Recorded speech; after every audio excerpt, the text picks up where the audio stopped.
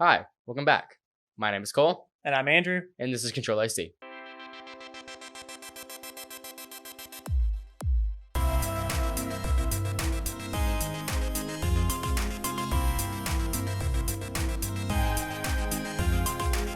CTRL-AC is the podcast where we talk about the pros and cons of plagiarism and fake exhaust sounds. This is our 10th episode, guys. We just want to say thank you so much to, first of all, our sponsors for helping us get to this point so we can work together in the same room, and it just really provides us with a lot simpler of a way to do this, and it makes it much more fun.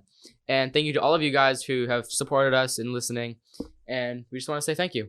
So our first story today is Samsung's new ARC display that just came out. Okay, And this is so crazy. it is not often that you see innovation in the monitor space. I think the closest thing we've had in a bit was, and it was merely aesthetically, but NZXT's monitor we talked about a couple weeks ago. They are beautiful, but they were just basic 27-inch 4K monitors. Yeah, all monitor upgrades now are just like when a monitor upgrade that would make a headline would be like a 360 hertz monitor, which is just like an upgrade to the refresh rate, or like a 4K 280 hertz monitor or whatever. That would make a headline because that's, a spec boost. But we don't get a lot of innovation in terms of like the design of a monitor. I think the last time we saw a crazy monitor was the Odyssey G9. Yeah, but now we have Samsung's ARC display. If you haven't seen a picture of this, I would Google it right now. We'll put a picture in the description. It is absolutely wild. So the ARC display it's a TV. It's a 55-inch 4K display with a 165 hertz refresh rate. It's massive. It's a monitor. Like it's being sold as a monitor. Yeah, it sits on your desk to play games. And it's 55 inches. Our old TV was 55 inches. And it was on our wall like 100 feet away. Not 100 feet away, but like 10 feet away. Yeah, this thing is you need a really big desk. Yeah. The stand itself is super heavy and it's bulky. It's a big boy. In Marquez's video, he said the stand is a foot wide. Yeah. That's big. And it's solid metal. That's like the width of our MacBooks, like the length of our MacBooks. Basically, like yeah. A laptop just sitting on your desk supporting a monitor. And the whole display has a 1000R curve, which is not, I guess it's not super curved. Not as bad as the G9. Hold on, pause. What does that mean again? How many of them does it take? Marquez described it. I know, I don't remember. So he said if 1000R means if the monitor at its current curve was stretched to make a circle, the diameter would be 1,000 millimeters. That's right. Imagine a 360 view with this for a VR simulator. Oh, it's crazy. It's the most immersive display that you can buy for like gaming or even a movie. See, it's great. It's 4K, 165 hertz, 55 inches.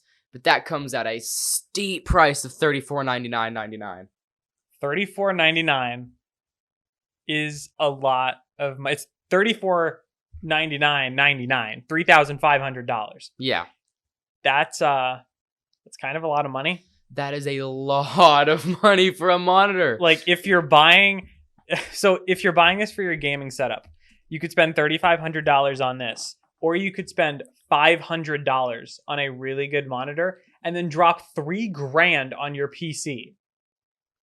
Like, I think that's a better deal for most people. But like, if you've already got your PC, or like, if you have a racing simulator or like a flight simulator, like my grandpa has this really cool flight simulator. So he has the yoke thing to fly the planes, and then he has like a TV and two monitors on each side of the TV. And it's this big immersive screen for his flying.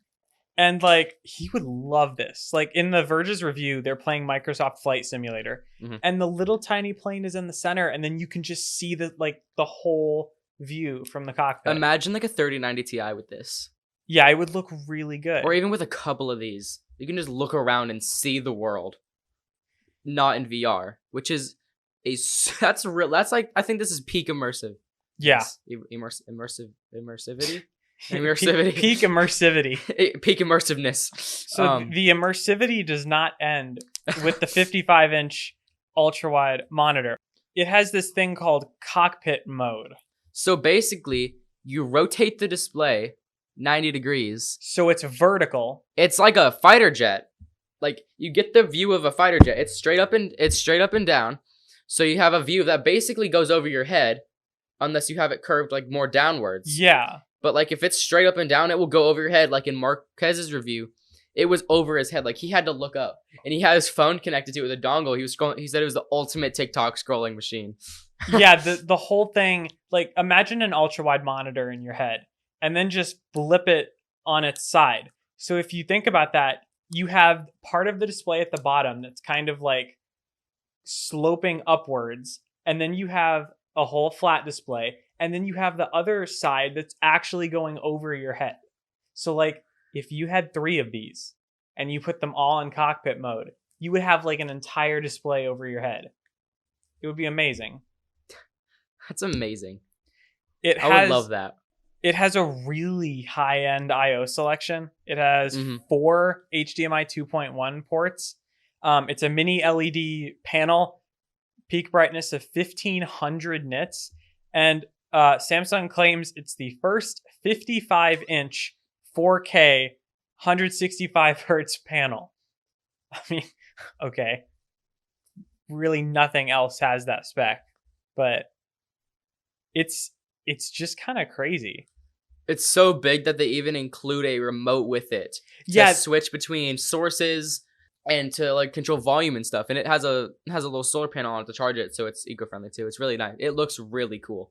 Yeah, so you have an entire remote that you can use to like adjust the brightness or like a setting, so you don't have to put your arm behind this monstrosity on your desk. There's also another really cool feature. If you don't like the hugeness of the monitor while you're gaming, you can shrink it down.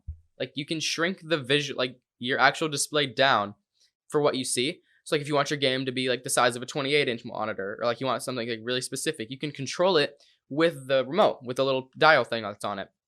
And the background that it gives you is color accurate to everything that's in the game that's happening. So if you're shooting somebody, it'll like flash red, or if you take damage, it'll flash red. It's kind of like Signal RGB's whole like RGB integration thing for when you take damage or shoot. Yeah. It's really cool. I gotta say, this is definitely the most innovative monitor I think I've ever seen. Oh yeah. Besides maybe the G9. And then if you want that screen real estate, but don't want like your entire computer screen stretched across the whole thing, you can just turn this into 3 27-inch monitors. So in vertical mode. Yeah, you put it in cockpit mode, and you have 3 27-inch monitors just stacked on top of each other. So I guess that helps justify the price, but that's still like an $1,100 monitor. It's a 4K 165 hertz monitor, though. 3 of them. Yeah. But I say if they drop this to like $2,000, there would be no reason to get any other monitor for that price. Yeah, especially like if you're in a small room or like an apartment, you could probably just use this as your TV. Like it's an expensive TV for what you get. But you get 55 inches of 4K 165 hertz. But if you mini LED. If you can only afford one like big screen in your house, this is not a bad deal. Yeah, if you want a 4K 120 hertz TV, you're still gonna end up dropping $2,000 with a 4K with a mini LED or OLED TV. So at that point, why not drop some extra money and get a monitor for your computer as well? But it's also like $3,500. It is $3,500. But if you want, like that's an LG ultrafine display and a 16-inch MacBook Pro. Yeah, okay, it's really hard to justify the price here. I think it's more of like a really cool like flex thing to have. Like I'm not buying this. This was worth more than my computer. Yeah. Like maybe when I get my 3090, it'll be worth it. But if you're working on a setup, especially for like X-Plane or Forza, and all you want is immersion, like buy this without a doubt. It's the best. And there's other options too. You can get 2 G9s on top of each other to give you like that taller, wide view. I think would that be more immersive? I think that'd be better. It wouldn't, just because that you have such a big crease in between the two would be basically unplayable, especially for first person shooters. Is the chin on the G9 bad? It's not bad, but like Samsung's always done amazing with their bezels. Like in the monitor I gave you, the bottom bezel is bigger, but you can just flip the monitor upside down, and the top bezel's on the Right. top, the bottom bezel's on the top. Then, but you're still obviously gonna have like at least half a centimeter of plastic between your monitors, Yeah. which in a first-person shooter isn't usable. No. Like you can't have plastic between. But like But- in X-Plane or something, if that's just It would be nice, but honestly, if I was playing a simulator game like Forza or X-Plane, I would much rather get two or three of these to go up and around me if I was looking for a monitor and I Yeah. had the budget. also 3 of these would be like $10,000. But 10.5, yeah, it's a lot of money. But there's no really way to recommend this for the price. yeah, don't buy it. But unless you're loaded and you have a couple computers that you want to be immersed into, this is a pretty good option. And it's nice. And it's said to be released in mid-September, so if you're interested, keep your eyes peeled, I guess. What if we got one of these and then just had like our script on there in cockpit mode? That would be so cool. So, We like, just have it on the wall. Instead of scrolling down, you just like look up and there's And then the script. slowly And then look crane down your head down. and then the script's down there. But yeah, it's really cool. And for the price, it's not great price to performance, but Price performance is not existent. there is no price to performance. But if you want a really cool immersive monitor, then this is a solid little option. So as Andrew stated before, we talk about the pros and cons of plagiarism. Okay, so when you are a tech company and you go to make something like a tablet or earbuds or a phone, there's not a whole lot you can do in terms of innovation. It's going to look somewhat like A tablet. all of the other tablets, earbuds, phones from other manufacturers because there's just not a lot of innovation. Apple's done this for a little while with their new iPads with the flat edges and not curved. They were the But- first to do that. I know. That's what I'm saying.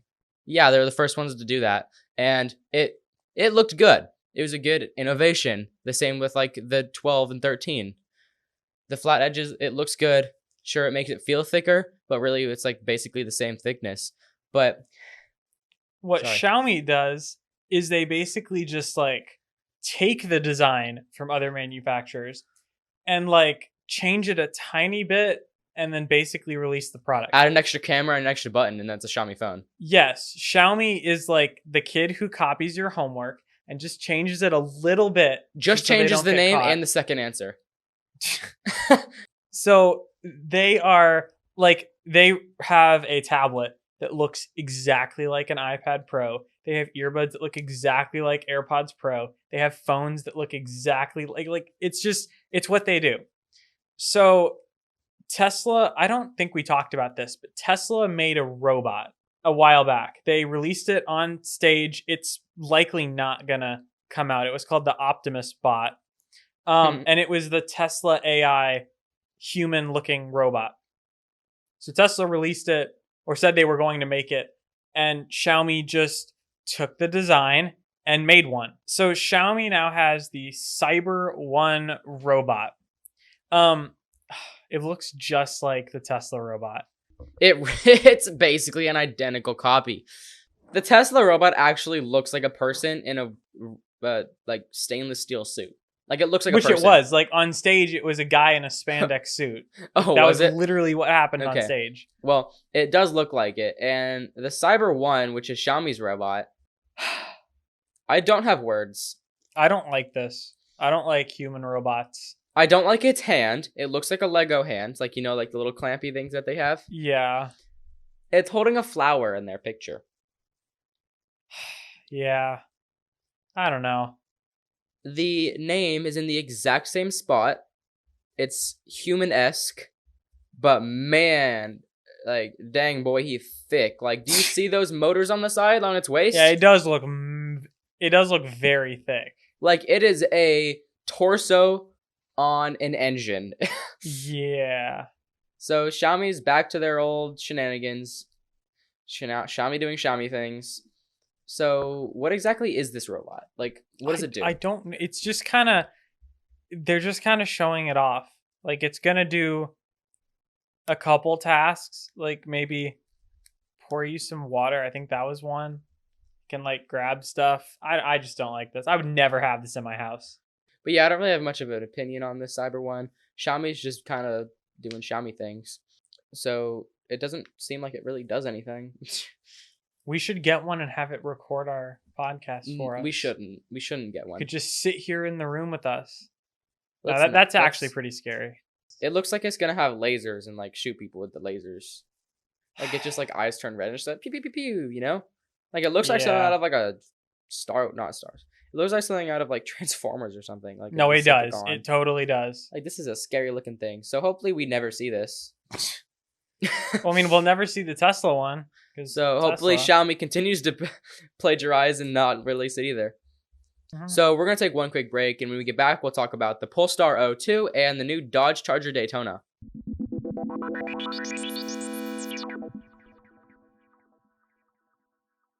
I can't believe summer's over. I know, right? I miss cooling off. Yeah, it's sort of getting cooler outside now. Yeah, I guess so. You know what would be cool? A hot tub.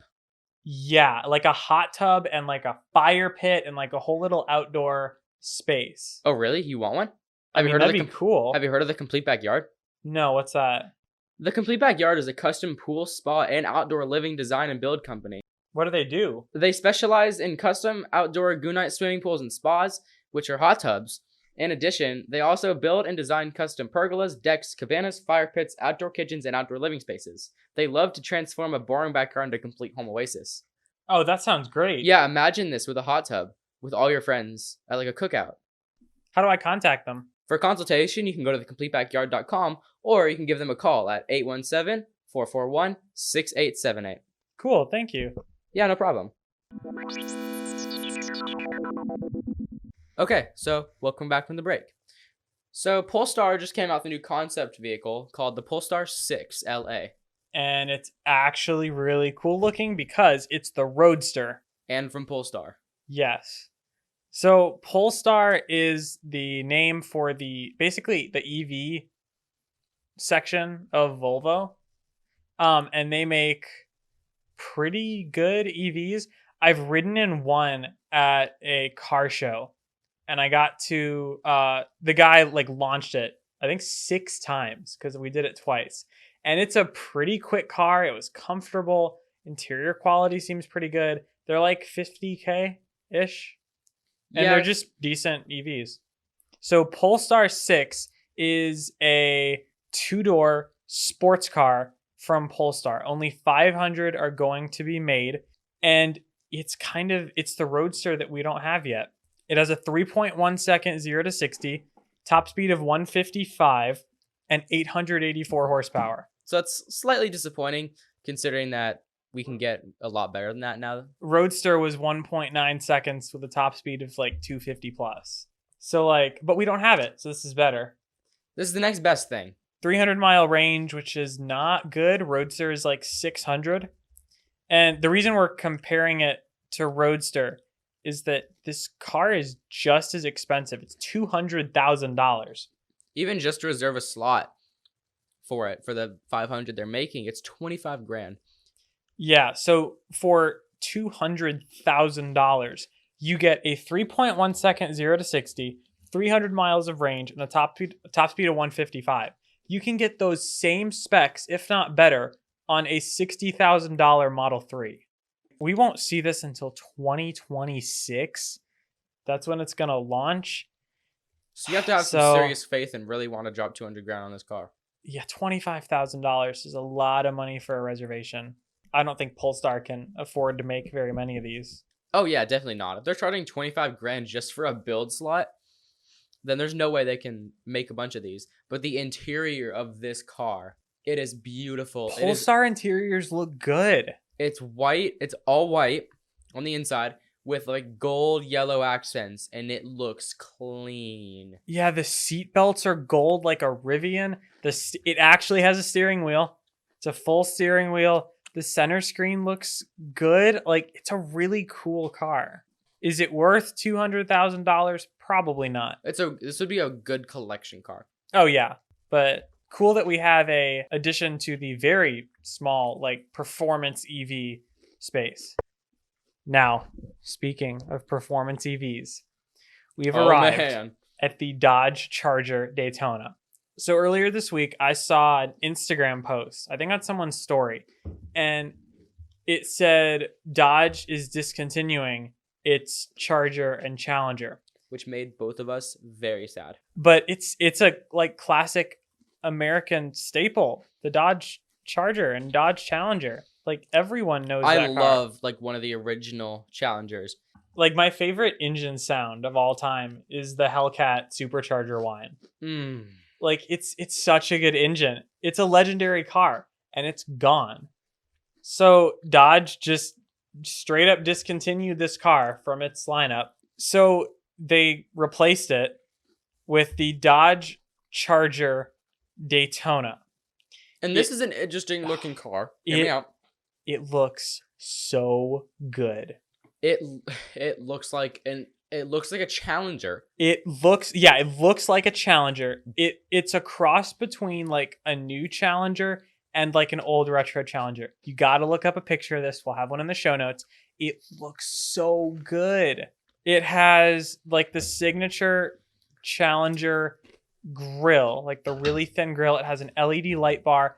It has 2 LED light bars in the back. It has a whole new logo. It has like a new logo on the like left driver wheel panel, like where the Hellcat logo would be. The interior looks really good. Like the spoiler's cool. The whole car just looks really good. It's about, see, this is the innovation we were looking for. Like it looks very similar to a Challenger, but it's a lot shorter. Like it's not as it's stubbier than the Challenger. Yeah, it's like lower to the ground too. Yeah, and it's a 2-door. The Challenger is 4-door, isn't it? Mm-hmm. So it is interesting, but stock rims. Oh my gosh, it looks so good. This might be hands down one of the best stock cars I think I've ever seen. Is it the best looking EV? I don't know. They got Polestar, but it's I think good. The most attractive looking EV. This takes it. Oh yeah, by far. Like how techie it looks, I'd give it maybe like a 6 out of 10.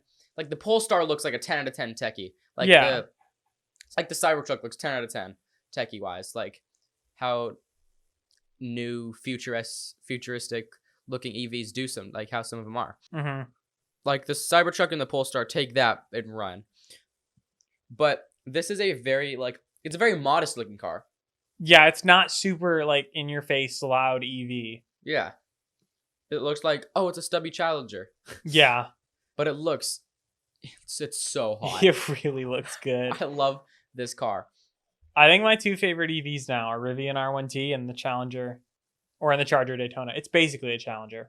Like no one will look at this and say Charger. It has 2 doors. Like it's just a Challenger. They thought of the biggest complaint, which I just brought up earlier. I said that my favorite thing about the Challenger was the sound of the Hellcat. Yeah. And they replaced it with an electric engine noise, exhaust noise. How does that work? There are speakers in the back of the car, and when you're driving slowly and when you rev it, it will just play a loud exhaust sound that Dodge says is actually louder than the Hellcat engine. What speakers are they using? Okay, the sound itself is kind of weird. Actually, let's go ahead and play it right now. That is sick. Wow. So it sounds like Forza Horizon 2's Challenger sound. That's what I think when I hear that sound. Like a low res like engine sound. I think The Verge said it sounds like the speaker is like a waterproof Bluetooth speaker. That's it. It's a CVS water tooth. Water It's tooth. a CVS waterproof Bluetooth speaker. It sounds bad. Like the sound itself, like that they recorded in a studio, sounds good. But like it sounds like they're playing it through like a Kroger speaker. It sounds like cheap laptop speakers. But if they made an engine that sounded like that whenever you started the car. I don't know. It's kind of weird. I love it and hate it at the same time. Because the way my mom's hybrid pulls up, you can't hear the engine. It's like a... Mm-hmm. But like imagine you're... And then you can turn it off if you don't want it. Yeah, because it's just a speaker basically. Yeah. Wonder if you can just connect your phone to the speaker. I'm sure there will be a way. Yeah. Oh yeah, easy. Just 2 cables. You just got to get to the speaker. Mm-hmm. But somebody's obviously going to take this car apart. Like that's what people do. They take cars apart. Yeah. And eventually we'll see like what they're using for the speaker. And there's definitely going to be people who upgrade this speaker and make it sound better. Oh, I'm sure. People who are into cars, if they decide to get this car to replace their gas car, that's going to be one of the few upgrades they can make to this car is the speaker to make it actually sound good. Mm-hmm. And unless that is how they recorded it in the studio, Yeah, then it's kind of a problem because it's kind of a dog water sounding speaker sound. One really cool thing about it is that it has a feature called Power Shot. So basically, there's a button in the car that when you press it, it gives the car a temporary horsepower boost. So I guess when you launch, you can use that when you're driving down the road and you do a highway pull. You can just press that. So what does that do? Just create tension on the belt so you can just take off? I honestly don't know. We don't have any specs on this car. At all? No. Huh. We know it's an 800 volt powertrain, and that's pretty much it. So it'll support 350 kilowatt hour charging. But that's all we know. No 0 to 60 times, no quarter mile times, no Charger Challenger enthusiast specs that they'd want. So this car is said to be starting production in 2024. So we'll see. It'll probably be rolled out around 25, 26 if they're starting production in 24. Mm-hmm. Unless they're going to go Cybertruck way and release it in 2018 and roll out in 2025. So hopefully we'll start seeing this on the road like relatively soon, like within 5 years at least. Yeah, this is such a cool car. It is really nice. I really want to try this. I'm sure we're going to see it in an auto show eventually. And then our last story of the day is another EV. It's another Lucid Air, but it's another Lucid trim. So the Lucid Air is a 4-door luxury high performance sedan from Lucid. And they basically have a new trim called the Sapphire Edition. It's a roadster. It's another roadster. Well, it's like another Plaid. So basically, it's a 4-door sedan. It's the same Lucid Air. It has 1,200 horsepower, a 0 to 60 time of less than 2 seconds, a 0 to 100 time of less than 4 seconds, a quarter mile time of less than 9 seconds, and a top speed of 200 plus. So this should be just as fast, if not faster, than Model S Plaid. And it starts at $250,000. So it's actually the same price as Roadster. So it's just a Lucid Air Plaid, but Sapphire. Yeah. I really like that. Jerry Rig Everything commented on Marquez's tweet about this car, and he said, I feel like we've hit the limit of tires. And I guess at this point, you can't get a car to go from 0 to 60 any quicker than like 1.9 seconds, which is what Plaid does.